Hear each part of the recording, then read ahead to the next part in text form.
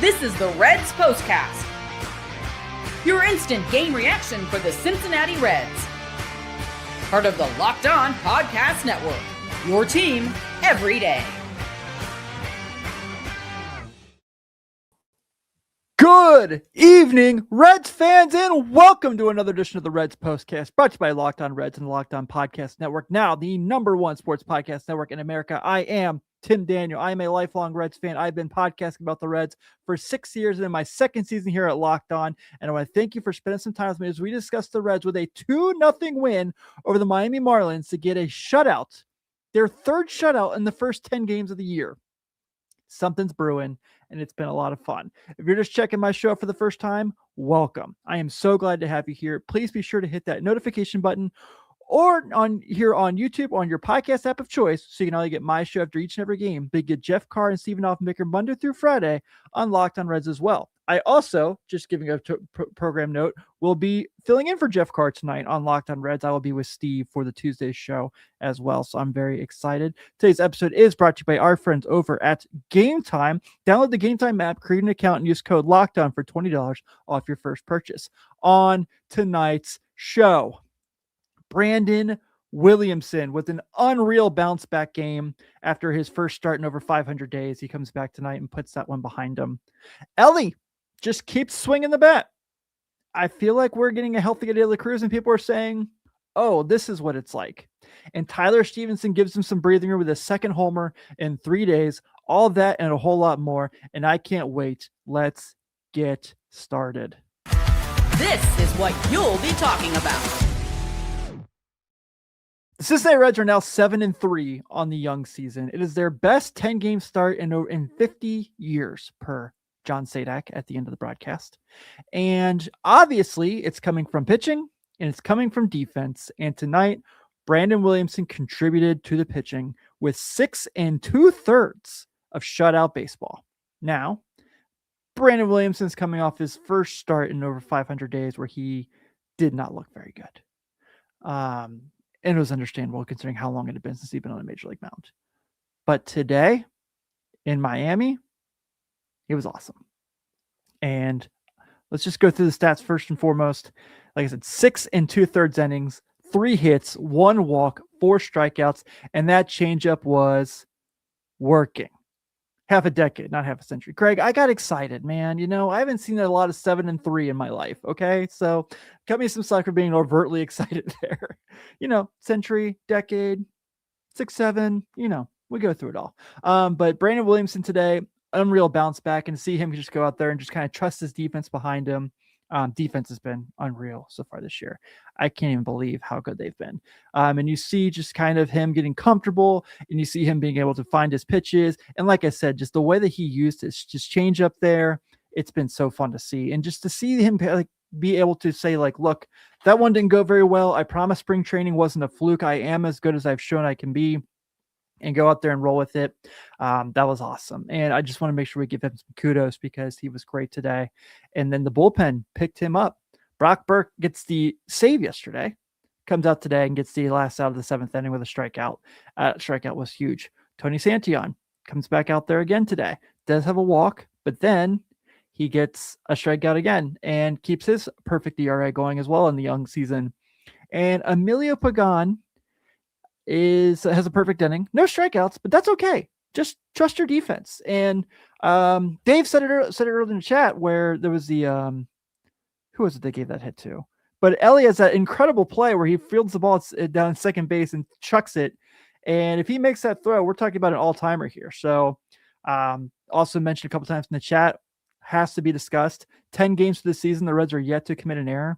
I was worried that they might get a couple caught him today, so that Elly play, I knew someone would come in and say something about it, but obviously that worked out because it was just a hell of a play for him to get to it. And then Key Bryant had that one early in the game that went right by his glove. I don't know. I don't think they give Key Bryant Hayes errors, and I'm okay with that because he's obviously very, very good at baseball, and we will take that. So huge win for the Reds.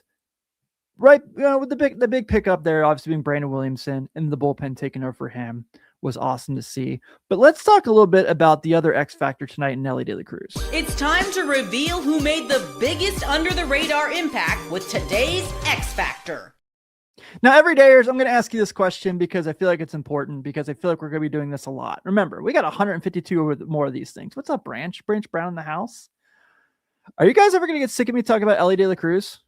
Because I don't think I'm ever going to get sick about talking about Elly De La Cruz, especially when we get a healthy Elly De La Cruz, because man, as he looked good or what, 2 for 4 tonight with a run scored, had a hustle double. We're seeing that speed coming back. That's really nice to see.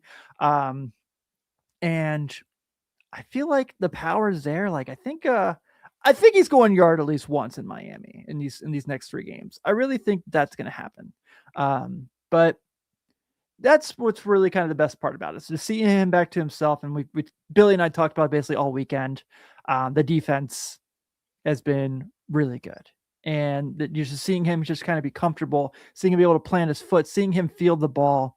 It's been really, really nice to see, man. And then, so Jake talks about the last out of the game, the throw he makes. And then that's the thing I want to talk about. So if you remember last year when he was kind of struggling with the injuries and everything, he really kind of looked like he was rushing his throws a lot. So he looked a little uncomfortable. I feel like he just looks really comfortable again. And he's giving them just a whole lot of stuff on both sides, both offensively and defensively. I'm really appreciative that I don't have people in here every day telling me that we need to have him in the outfield anymore. That's been really nice. Thank you for just accepting he is this team's shortstop, and it is what it is. Obviously, having a guy like Matt McLean next to him to play second base and a guy like Brian Hayes over at third base helps a lot. I think Sal Stewart's played a really good first base so far as well. This has been really, really nice to see. And then other guys went with bat. I don't want to get to Tyler Stephenson just yet. I see William is all excited about Tyler Stephenson. I agree. Yes. Play Tyler Stephenson more than 3 of every 5, because Jose Trevino, as fun as he is been a little discouraging at the plate. But I really like what we're getting from everyone there. And then, so talk about, like I said, I'm going to talk about Stephenson last in the final segment. But Will Benson smokes a ball in his last at bat. That was huge. Sal Stewart gets a hit in his hometown. That's really nice to see. TJ Friedel has 2 hits today as well. This has been pretty fun, guys. And here's the thing. You can be glass half full or glass half empty. I'm not going to do it again. Don't worry. You can say, well, the pitch can only hold on this long. Eventually the offense has got to step up. Or, oh man, wait till the offense gets humming, because this team's going to be dangerous. I lean this way. I know this way is a strong possibility, but I do feel like this is a team with how well they pitch and how good they play defense. I feel like if this team gets their offense going, it's not, those other 2 parts aren't going to fall apart. Jake said was Sal and Matt McLean. I don't think so. That was a fun play. It was fun to watch. How far did Matt McLean travel on that? That was pretty fun. So we shall see how things go the rest of the way, but I do feel like the offense is going to keep catching up to the defense fairly soon with the way guys like Stewart, De La Cruz are swinging the bat. I know Suarez hasn't looked too good the last couple of days necessarily, but I think the offense is going to come around, and we're going to be having a lot of fun here on the POSTCAST. And talking about having fun on the POSTCAST, one guy who had a lot of fun tonight, Tyler Stephenson. MLB season is back, and you can feel it. Fresh starts, big expectations in that first crack of the bat. Whether it's a breakout rookie like Sal Stewart or a division race that goes down to the wire, there's nothing like being at the ballpark for it. The only problem? Getting tickets can feel like a grind. Long queues, surprise fees, prices jumping at checkout. That's where there's Game Time. The Game Time app gives fans the advantage with constant innovation. It's how you unlock amazing tickets and experiences in just a few taps. It's simple to use. The Game Time guarantee means you get 100% authentic tickets delivered on time at the best price. And here's the best part. Fees are included in the price you see. What you see is what you pay. Period. I love using Game Time. Say when I'm going to a game with Billy and he's like, hey, I'm going to be sitting here. I use Game Time to use the zone deals. And let me tell you, the zone deals are awesome because you pick where the section are, they pick the seats, and you save some money. You can follow your favorite team and get alerts when new deals drop. 2 taps and it's done. No stress, no hidden fees, just great seats and minutes. That's what makes it so easy to decide last minute to hit a game. Take the guesswork out of buying MLB tickets with Game Time. Download the Game Time app, create an account, and use code LOCKEDON for $20 off your first purchase. Terms apply. Again, create an account and redeem code LOCKEDON for $20 off. Download the Game Time app today. Our episode of today is also brought to you by our friends over at TurboTax. And it's tax time, but a lot of us, the old way of doing taxes is a lot.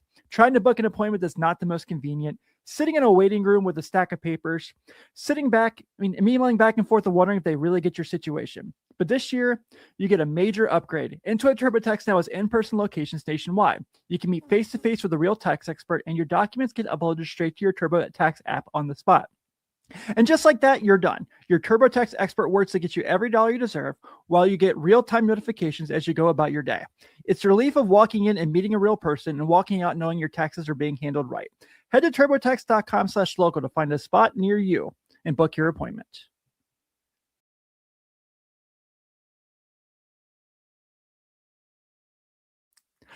Thank you all so much for spending some time with me tonight on the postcast. I want to shout out our everydayers here that hang out with me after each and every game. Guys like Dave, guys like Branch, guys like Josh, seeing Carrie in there. It's a lot of fun. And what if you guys want to also become, I can't forget Jake Chafin, my guy, Jake Chafin. He's here every night as well. I really appreciate all of you guys being here every night. I'm sorry if I missed a name. I promise I'll make sure you get a shout out through the season as many times as I possibly can. But with that being said, let's go ahead and give a shout out to our everydayers here. And if you also have a chance to become part of the Everydayer Club, go to postcast.com/everydayers. Lane says, what about most dayers? Most dayers are acceptable too. I like my most dayers. I just like having people here. I think my wife does too, because then she doesn't have to hear me talk baseball. But baseball is finally back. And to celebrate, I'm giving you a full month of the Everydayer Club for free.